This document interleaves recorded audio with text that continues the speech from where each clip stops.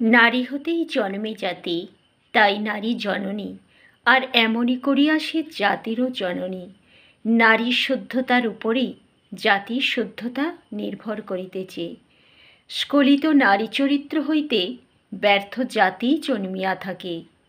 বুঝিয়া দেখো নারীর শুদ্ধতার প্রয়োজনীয়তা কী।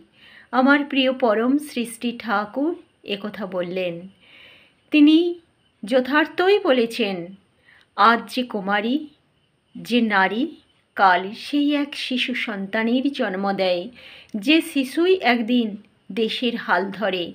তাই তাই নারীর শুদ্ধতা প্রয়োজন আছে। নারী শুদ্ধ হলে জাতি শুদ্ধ হয়, দেশ শুদ্ধ হয়, দেশ পবিত্র হয়। তবেই তবেই দেশ মঙ্গলের পথে থাকবে, মঙ্গলের দিকে এগিয়ে চলবে। আর নারী যদি অশুদ্ধ হয়, অপবিত্র হয়, তাহলে তার কাছ থেকে সেই শুদ্ধ পবিত্র সন্তান কখনো আশা করা যায় না। তাই নারীকে আগে শুদ্ধ হতে হবে, পবিত্র হতে হবে। তার শরীর মন যত সুস্থ পবিত্র হবে, তবেই কিন্তু এই দেশ ও জাতি শুদ্ধ হয়ে উঠবে। আজ এই নারী দিবসে আমার এটাই শ্রদ্ধাজ্ঞ।